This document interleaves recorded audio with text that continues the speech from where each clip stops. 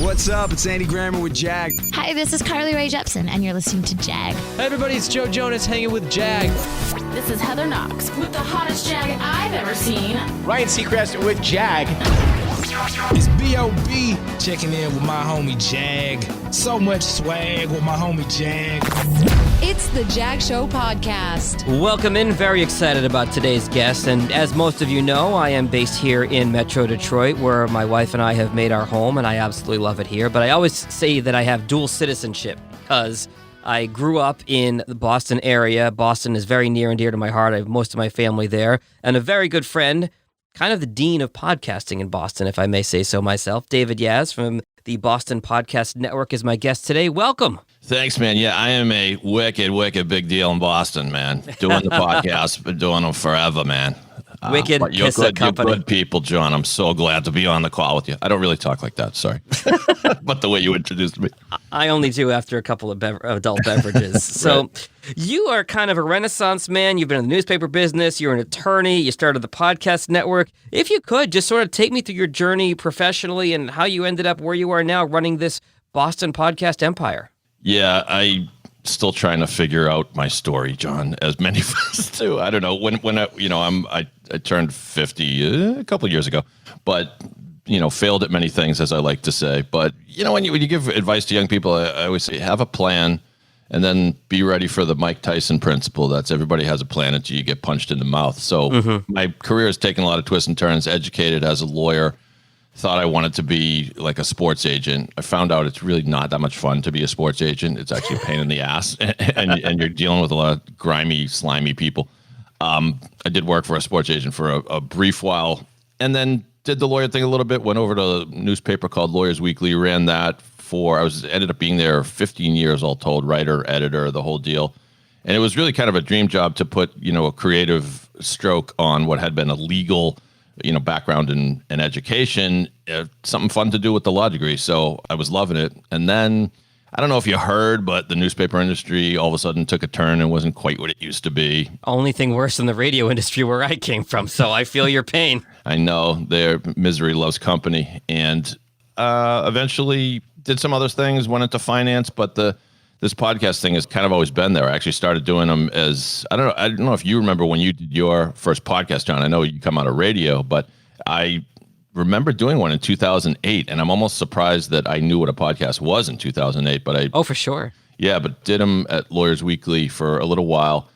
The challenge was trying to get people to figure out what they were, of course. But back then, it was probably like 10% of people knew actually what one was. What is that all about? And once you hear what it is, you're like, oh, okay. Like, it's not exactly that complicated. It's on-demand radio. Think of it that way. That's how I explain it to clients, yeah.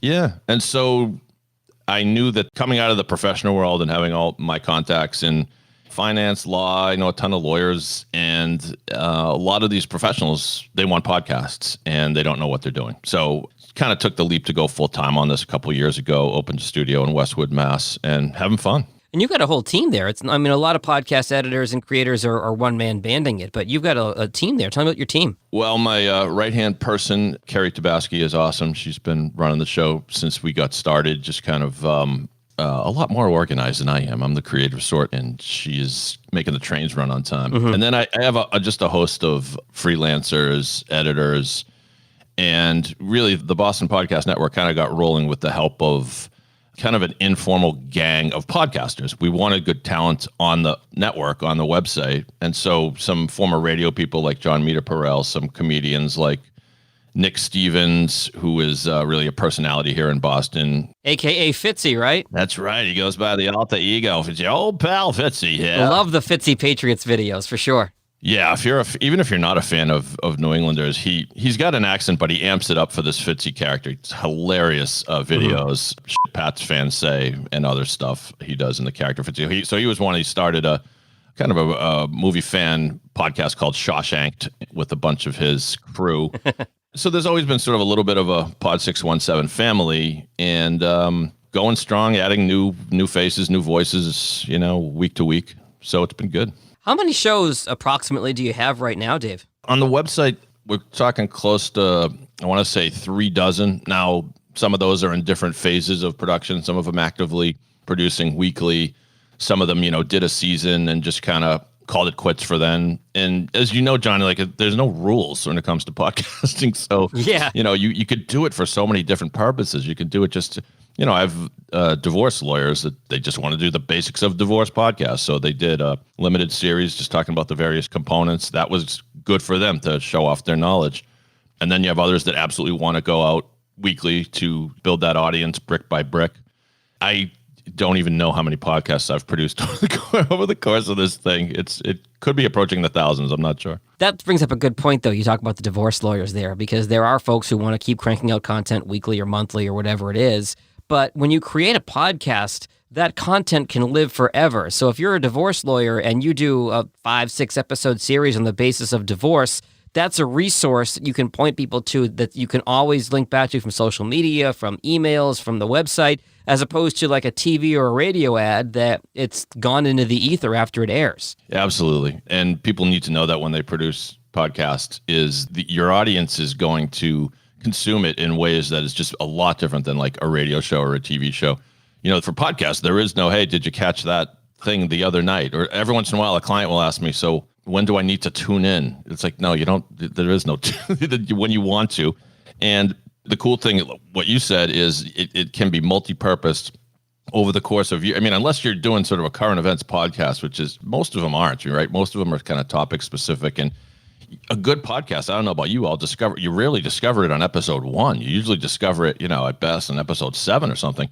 If you dig it, you're going to go back and listen to 1 through 6. Yeah. And the other thing is, if you're a professional, say, these divorce lawyers, say they do something on, alimony, and then let's say the alimony law, there's some quirk in the alimony law, some questions about it that comes up in the news. A reporter can find that podcast you did like 6 months ago and say, oh, geez, you already covered this. Now let's go with this. The one example I had of that is I've been doing the Boston podcast for years, going back to, I don't know, years. I'm old. But anyway, at one point early in the run of the pod, we had interviewed Whitey Bulger's lawyer, Jay Carney. And it was one of the best interviews I ever did. He divulged all this stuff Whitey Bulger was, at the time of my interview with him, was in jail. Like the case was over, but still lawyers are usually pretty tight-lipped when it comes to details of what clients have said to them. And he was telling us stories about how Whitey described in detail all the murders he did, going down the list, going, I remember killing that guy, but that guy was a jerk. You ask any guy in Southie, that guy deserved it. He goes, oh, this guy, me and my partner, our eyes were like bulging because we couldn't believe he was telling all this stuff. He said, oh, yeah, I remember that. Me and Steve Flummy went up to this guy's house, and the guy said, hey, what's up? And we said, guess what? You're dead, except my gun jammed, so Flummy had to shoot him in the head. All this was on our podcast. So the reason, that was a little long-winded, but the reason I bring it up is when Whitey passed away, when he was killed in prison, we revived that podcast, and that's people were, most of them hadn't heard it maybe the first time. It's like, wow, listen to all these stories about Whitey. So I have to go back and listen to that now, and I'm going to have to link to that episode in our show notes from this episode too, because hearing Whitey Bulger's lawyer tell stories about how he killed people, I think that might be of interest to some. Yeah, well, you've been there, John, where you're doing an interview and you don't necessarily know what to expect, and that to me is one of the great sort of adventurous elements of podcasting, is when a guest reveals something that you didn't think they were going to talk about. But podcasting is intimate. You get a couple people, maybe as many as 4, but they're having a conversation, and we want to listen into it as the listener. And if they go down some unusual path and start to tell some story, we go with them. One of my favorite interviews I ever did when I was in radio, but it would have applied just as well if it were a podcast, was when I was working in New Orleans. It was ahead of WrestleMania 30 coming to New Orleans, and I got to do a half-hour interview over the phone with Mick Foley. If you're a WWE guy. Oh, yeah. Wow. I'm jealous. I got to hear that. And I think 30 minutes that the interview ran, I think I spoke for about 90 seconds. And I just hung back and let him tell stories. And I was like, tell me about being, choke slammed through a steel cage into a bed of thumbtacks. Tell me about getting thrown off the cage through the announcer's table. Tell me about this, that, and the other thing. And he was so gracious and so nice, and just and I'll link to that. I'll link to this from the show notes as well. But just hearing him tell stories, as I'm not as big a wrestling fan as I used to be, but hearing just him tell these incredible stories of these iconic moments of his career, I just I knew at that point just to zip it and let him talk and just let him go. Yeah, and that's a skill that many podcasters don't pick up until later on because, a lot of people, they think they've got a great interview, they've got their list of questions, and they want to get through them, and they soon learn it is a recipe for a potentially boring podcast because it shouldn't be programmed. Yeah, I'll never forget, I did a podcast doing an interview with a guy who was the first openly gay appellate judge in Massachusetts, a guy named David Mills, super guy. Mm-hmm. But he was telling us this story about how he went to, as a young Irish kid, he went to, I believe, BC and BC Law School, and how it was such a difficult time for him as a gay man back in that period. And his voice started cracking as he's telling the story. And for once in my life, I listened to the voice in my head that said, Dave, shut up. Don't say anything. Don't interrupt him. Let him go. There's a little bit of silence. He's trying to gather his thoughts and wipe away some tears. Let him do that. And it turned out to be a great interview. I mean, touching and all that.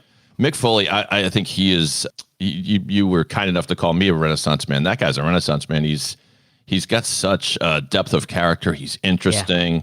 And he is such a great poster child for wrestling, which I was kind of a little bit of a fan back in the Hulk Hogan days. My son got into it for a little while. I'm not a wrestling freak or anything, but I'm fascinated by what they do. And he explains in great detail how they take such pride in putting on that show. Yeah. For years and years, people of our generation would be like, well, it's fake. And that misses the point. The point is that it's an amazing show that they take so seriously. So I don't watch it a lot now. My wife and I, had to make an agreement when we moved in together that we each have one veto over television. Oh. And so I said, I veto any of those awful Real Housewives shows. I do not want to be in the room and have that on my television. Good on you. And she said, okay, I veto wrestling. Oh, that hurts. So I only watch wrestling if she's not around. I don't watch as much as I used to, but I was big on it in college. And then, it was all my college buddies that came to New Orleans for WrestleMania 30. And, the entertainment value is so high. I had, I think, the tag team champions in the studio at one point to interview them. And they just basically took the microphone out of my hand, physically took the mic and just went. And I said, and I actually just crumpled up my sheet, to your point, David, with the questions on it, and just threw it across the room and said, okay, I'm just going to hang back and let you two go nuts for, half an hour. And it was fantastic. And that is an art form too, the way they hype themselves and the way they tell stories. And so I was watching a documentary on Muhammad Ali recently, and maybe this is obvious to Ali fans, but I saw this clip where he said he got his style of talking to the press and the way he would talk to Howard. Famously, one of the most charismatic athletes, probably the most charismatic athlete ever, would talk to Howard Cosell. Let me tell you something, Howard. I'm a bad man. I'm beautiful. You look at me. You're dazzled by my beauty right now. And whatever. I'm not doing it justice, obviously. But he said in this doc that he learned that from Gorgeous George, the wrestler. No kidding. Yeah, who would obviously do the pro wrestling thing, come out and say, I am the most beautiful specimen ever, talking about how beautiful it was. And he was a heel. People hated him. Mm. And Ali was obviously polarizing as well. Knew he was going to get some haters, but knew that people would come out to his fights, if nothing else, to see what he was going to do next, Is that old adage about Howard Stern, the people who hated him listened longer than the people who loved him because they couldn't wait to see what he was going to do next? Yep. That's funny you said that. That was in my head, actually. I almost finished the sentence with Howard Stern, but you did it, so good on you. It's just good. You and I are usually on the same page. That's why you're a good podcaster, Jim. So I'm looking at the soundproofing behind you. Are you in a studio or are you home right now? Home studio for now. World's changing everything, and I'd rather be in the proper studio, but no one's meeting me there for the time being. So, with a little bit of soundproofing and the equipment, you and I have used the same mixing board, and not everybody needs this to do a good podcast, but, it doesn't take much, quiet room and a decent mic, and off you go. Which leads me to my next question for you, David, which is about coronavirus and how things have adjusted for you, and how have you adjusted to working with your clients and adjusted your business in these uncertain times? You stole my line. Well, the thing is, we've been, and I'm sure you have too, I've been doing remote podcasts since I opened Pod 617, so that's going back a few years, and we've always been comfortable with it. What's kind of cool about this, silver lining department, is we've gotten better at it. And you and I compare notes all the time. What's the best platform to record somebody on? Do you want to do a video call or a non-video call? Mm-hmm. And then all the stuff we do afterwards. It's not the easiest thing to do, right? People patch somebody in. I've heard plenty of podcasts where it's just like the host voice is nice and clear and the the guest voice, you just can't even hear them, and whether they called in, and so we get better at doing that. And the goal, of course, is to make it sound like you're sitting next to one another. And Sure, yeah. yeah, but it's this. I mean, I don't need to tell you, I'm not like a genius by saying this will continue. In other words, right now, 100% of the podcasts we're producing are remote. In the past, it was probably about 20% were remote. I think over the next year, I don't know if you agree, we'll probably see about 50-50. Some people are going to want to come back. Some people are going to kind of say, well, if it ain't broke, don't fix it. If it sounds good, recorded remotely. What do you think about that? Well, I mean, I think to draw a parallel, my wife works in corporate finance, and she has been working from home since mid-March. And there are people in her company that need to physically be in the office because there's stuff they need to do in the office. But her department doesn't need to be. They're doing everything over Google Hangouts. They're having all their meetings. They're sharing screens, and there's been debate about, okay, well, do we go back? Do we go back with masks? And my wife's department's like, no, we're just as effective working here from home, if not more effective. Mm-hmm. So I think for a lot of folks, it's going to come down to, we can do this effectively. So maybe some folks are going to work from home 2 or 3 days a week. Maybe some folks are going to commute less. Maybe companies are going to save on overhead. And the technology, I've said that it's almost a blessing that this pandemic happened now and we have the technology to stay in touch with each other over FaceTime and all that kind of stuff. But even in the world of podcasting, you're sitting there in Boston, I'm sitting here in Detroit, and it sounds like we're in the same room because of the technology. I think there's going to be a lot of options for people to do this going forward. 50-50 might be a good number where we have this whole idea of, okay, let's just do it remotely. I have clients all over the country, but there are some folks that I'll probably have here locally that as things open back up and as things settle down, maybe they will prefer to be in person. And I can make that happen, and I know you can too, and they can come to your studio. But I think it's almost more efficient because now I'm not dealing with travel time to drive to a client, or your client's not driving to your studio, or having to buy all this studio grade stuff where really all you need to record remotely and sound good is a $100 USB microphone and a pair of cheap headphones, and you and I can make it sound good. Yeah, no doubt. And I think the technology is going to make a leap. That's my prediction. You're going to start seeing innovations that probably existed before, but I think the tech companies are going to really ramp this stuff up. So I'm talking about like what, and maybe you and I have talked about this before, but we've got these beautiful, everybody has a beautiful HD TV by now because they're cheap. Yeah. You can pick one up for like $300 or something. They don't typically come equipped with cameras, but I think they will. I think that will become standard. And then you'll have a Zoom app or whatever app right on your screen so you can dial somebody up. Obviously, that's not like weird science fiction. That technology already exists. It's just not commonplace. Mm-hmm. And other things like high screen projectors, or I think I wouldn't be surprised if virtual reality nudged its way into the business world, because in theory, you could do a great podcast by virtual reality. So it's going to seem like you're really sitting across the table from somebody. Your little avatar is going to be beamed into my studio here, and I'll be looking at you sitting across the room from me. Yeah. Yeah, my avatar looks just like Brad Pitt, so just be prepared to be dazzled. Mine looks like Howie Mandel. You're a much younger version of Howie Mandel, and I hope you don't have his aversion to germs, because poor Howie. I hope now I do. This year I do. Poor Howie. I hope somebody's checked on him. He must be. he must be. Then again, maybe not. Maybe this is actually his paradise because he gets to stay home and just stay germ free and not have to go. Touch anybody. At any rate, those are my very humble predictions, is that we'll see more and more of this, and it'll get better. It's like Zoom, for example. I mean, what we're talking on Squadcast now, I know, not a sponsor of your show, not yet, but wake up, Squadcast, get on that. I do promote them heavily, and I am a brand ambassador. Oh, you are? Oh, cool. I am actually part of their ambassador program. I'll throw that legal disclaimer out there since I'm talking to a lawyer.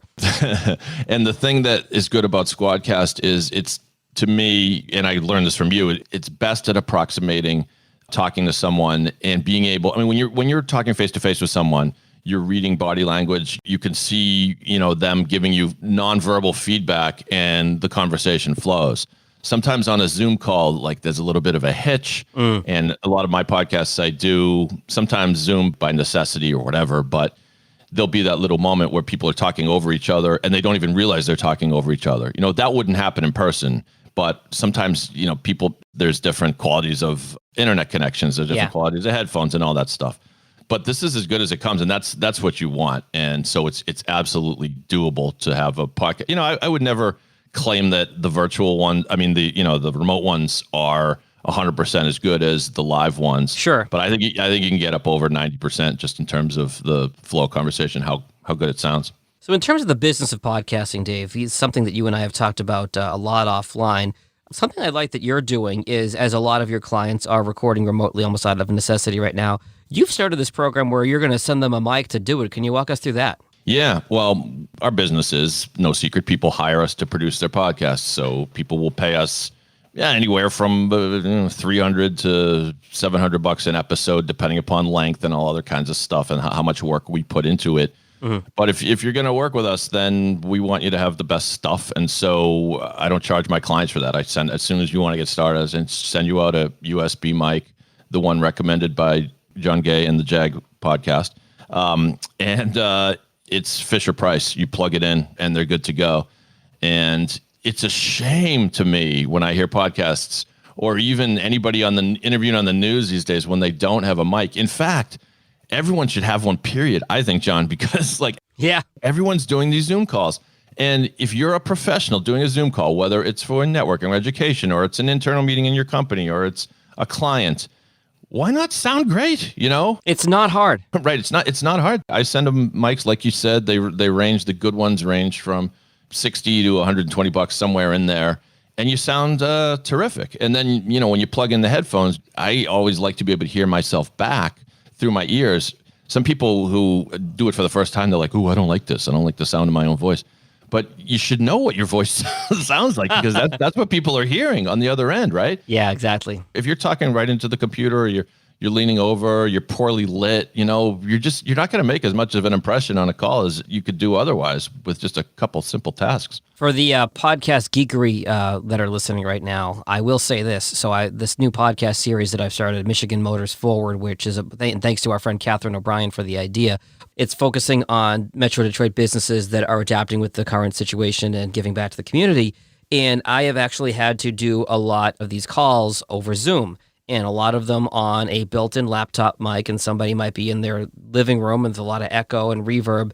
Isotope Elements, or Isotope, which is an audio software company based out of Cambridge, Massachusetts. Hey, go Cambridge. They have some really great high-end audio software, and the latest one that they have is called RX7 Advanced. They actually have a software plugin called Dialogue D-Reverb, and it's not 100%, but it is very useful if somebody is in a room where they've got a lot of echo. It actually is pretty good at pulling out a lot of that echo and making it sound a little bit better. So shout out to Isotope and their great software. Yeah, and I've used similar things in the past, and that's terrific because it's night and day sometimes before and after when you use something like that. But I still wish everyone should get a good mic. I was you might have even seen, because I know we converse on Facebook sometimes, that I had a mild rant after Saturday Night Live did their first at-home episode. Now, mind you, the last two have been outstanding. I think it's one of the proudest moments of that show. I'm a big fan of the show. Yeah. Grew up on it. But that first one they did was lousy, and in large part, they didn't even bother to get microphones out to their talent. They got like a dozen actors, send them out the silly mics. You could see the shipping companies are still shipping. I'm getting my mics out to people and typically in 3 days. I think you recommended Best Buy to me, and I just used that for a new client recently, so thank you for that tip. Yeah, it hasn't failed me yet. There are a few of them, but Best Buy still delivering on time. I don't know about Amazon Prime. Sorry, Amazon Prime, but I know. Yeah, Amazon's been hit and miss, but a couple of these specialty companies like B&H out of New York or Sweetwater out of Fort Wayne, Indiana, these are what these companies specialize in, so definitely worth giving them a look.